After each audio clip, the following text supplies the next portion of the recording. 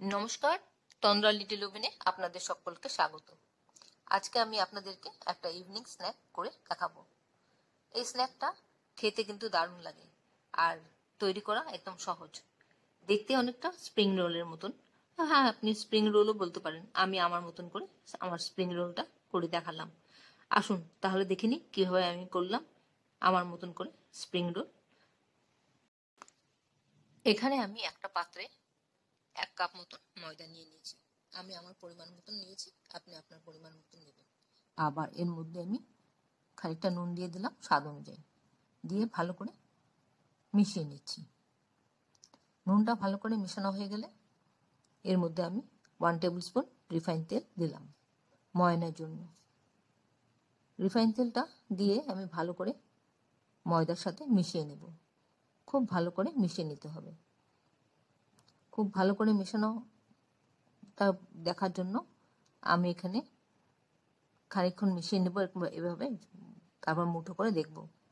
আর খুব ভালো যদি মুঠো না হয় তাতেও কিন্তু কোনো অসুবিধা নেই, ময়ানটা মোটামুটি হলেই হবে। এবার অল্প অল্প করে জল নেব আর একটা সেমি ডো মতন তৈরি করে নেব। খুব বেশি টাইটও হবে না আবার নরমও হবে না, ঠিক সেরকমভাবে একটা ডো তৈরি করে নিচ্ছি। এভাবে ডোটাকে ভালো করে রেডি করে নিচ্ছি। আমার ডোটা রেডি হয়ে গেছে। ডোটা 10 মিনিটের জন্য রেস্টে রাখবো, ততক্ষণ আমি পুরটা রেডি করে নিচ্ছি।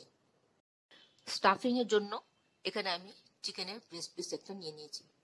পিসগুলোকে এইভাবে একটু কেটে কেটে পাতলা পাতলা করে কেটে নেব।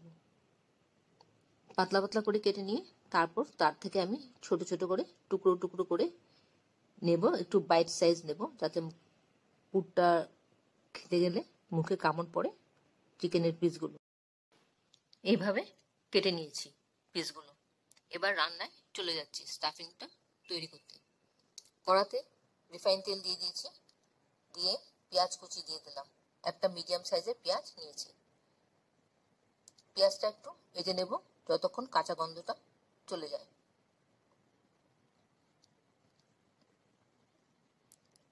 খানিকক্ষণ ভাজার পর এর মধ্যে আমি 4 কোয়া রসুন থেতো করে দিয়েছি। রসুনটাও একটু ভেজে নিচ্ছি কাঁচা গন্ধটা যাওয়া পর্যন্ত। এবার এর মধ্যে দিয়ে দিলাম কাঁচা লঙ্কা কুচি। আমি এখানে একটা বড় কাঁচা লঙ্কা কুচি করে দিয়েছি, আপনারা আপনাদের স্বাদ অনুযায়ী দিয়ে দেবেন। এবার তার মধ্যে আমি চিকেনগুলো দিয়ে দিলাম আর দিলাম 1/2 টিস্পুন আদা বাটা। সবটা ভালো করে একসাথে মিশিয়ে একটু ভাজা ভাজা করে নিচ্ছি।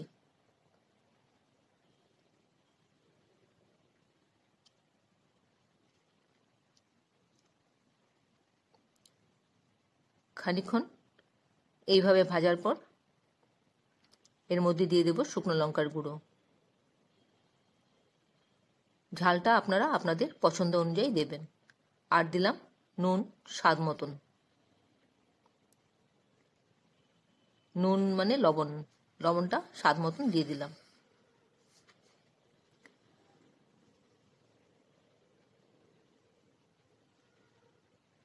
ভালো করে সবটা মিশিয়ে নিচ্ছি। খানিকক্ষণ এইভাবে ভাজা ভাজা করে নেব। চিকেনগুলো একটু ভাজা ভাজা হয়ে যাবে। তারপর এর মধ্যে একটা আলু আমি গ্রেট করে দিয়ে দিচ্ছি বাইন্ডিংসের জন্য।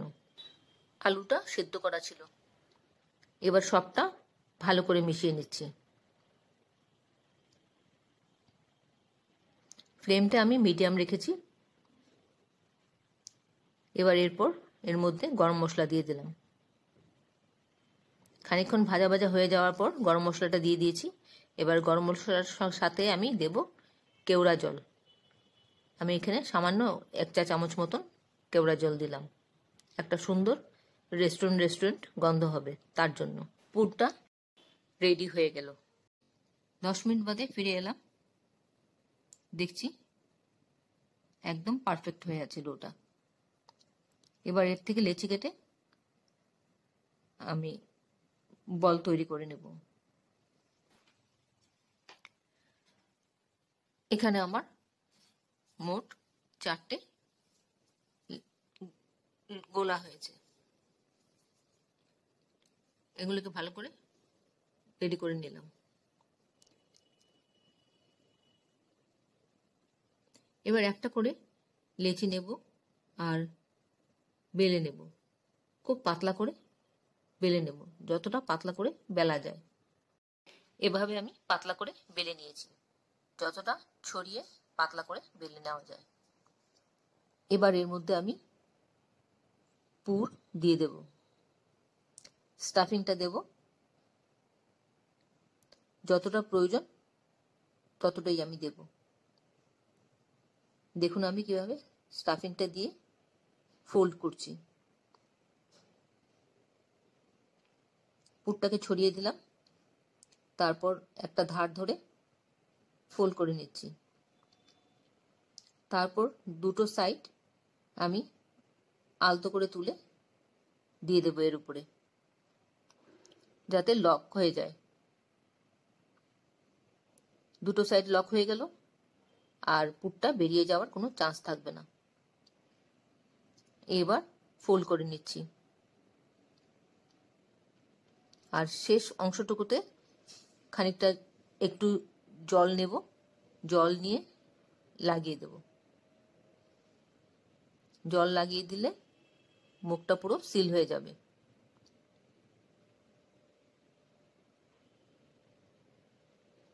তারপর আবার ফোল্ড করে হুকটা আটকে দেব, লক করে দেব। দেখুন কি সুন্দর একটা রোল হয়ে গেল। আমি আরেকটা করে আপনাদেরকে দেখাচ্ছি।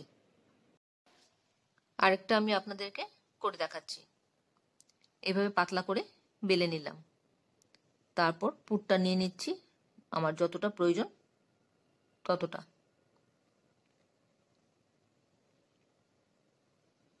এবার পুরটাকে একটু গুছিয়ে নিচ্ছি, তারপর একটা ধার ধরে আবার দিয়ে দিলাম উপরে, আর দুটো সাইড আবার টেনে বন্ধ করে দিচ্ছি, যাতে মুখটা সিল হয়ে যায়।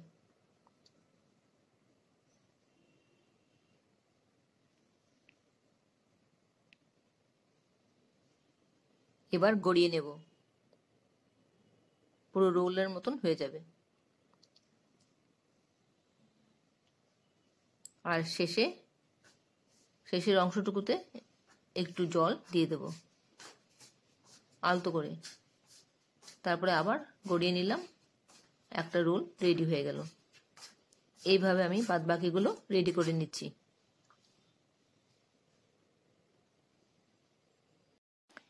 এবার পাত্রে খানিকটা ব্রেড ক্রাম্ব দিয়ে দিলাম।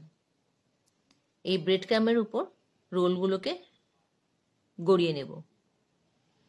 তার জন্য কোনো রকম ব্যাটার লাগানোর প্রয়োজন নেই, জাস্ট একটু গড়িয়ে নিলেই হলো।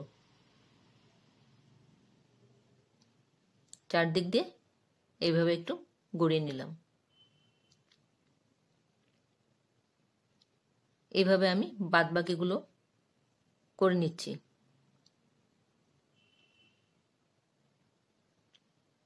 জাস্ট গড়িয়ে নিচ্ছি ব্রেড ক্রাম্বের উপর। বাদবাকিগুলো আমার সব রেডি হয়ে গেল। এবার ভাজতে চলে যাব। প্যানে আমি রিফাইন তেল নিয়ে নিয়েছি, গরম হতে দিয়ে দিয়েছি। তেলটা গরম হলে তার মধ্যে আমি এক এক করে দিয়ে দিচ্ছি।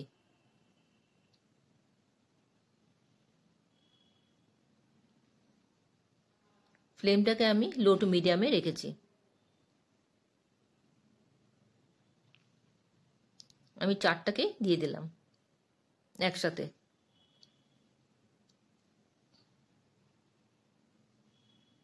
ধীরে ধীরে আমি রোলগুলিকে ঘুরিয়ে ঘুরিয়ে নেব,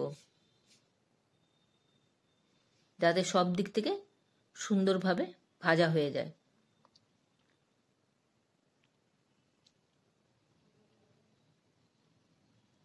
এইভাবে সবগুলোকে ধীরে ধীরে ঘুরিয়ে ঘুরিয়ে নিতে হবে, যাতে সব দিক দিয়ে ভালোভাবে ভাজা হয়ে যায় আর সুন্দর গোল্ডেন কালারটা হয়ে যায়।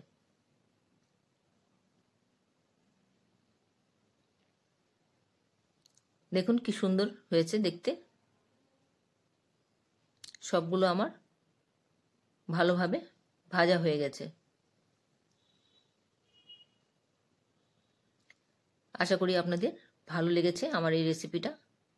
যদি ভালো লেগে থাকে, আপনাদের একটু মন জয় করে থাকতে পারি, তাহলে একটা লাইক দেবেন আর বন্ধুদের সাথে অনেক অনেক শেয়ার করবেন।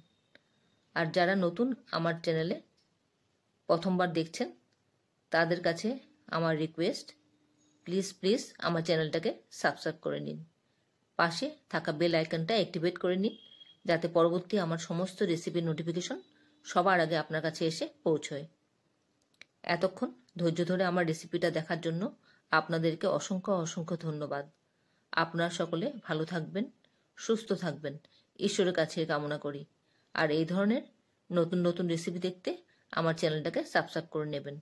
পাশে বেল আইকনটা অ্যাক্টিভেট করে নেবেন, যাতে পরবর্তী আমার সমস্ত রেসিপির নোটিফিকেশন সবার আগে আপনার কাছে এসে পৌঁছয়। আপনারা কে কোথা থেকে আমার রেসিপিটা দেখছেন, প্লিজ একটু কমেন্ট বক্সে কমেন্ট করলে আমার খুব ভালো লাগবে।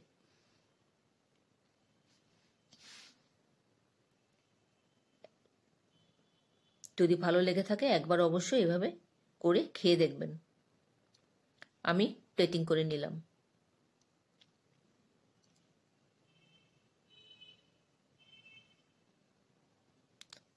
তাহলে আমার ভিডিওটা আজকে এখানে শেষ করছি। আবার দেখা হবে আপনাদের সাথে পরবর্তী অন্য কোনো এক রেসিপিতে। ভালো থাকবেন সবাই। হ্যাপি নিউ ইয়ার জানাই সবাইকে 2025। নমস্কার।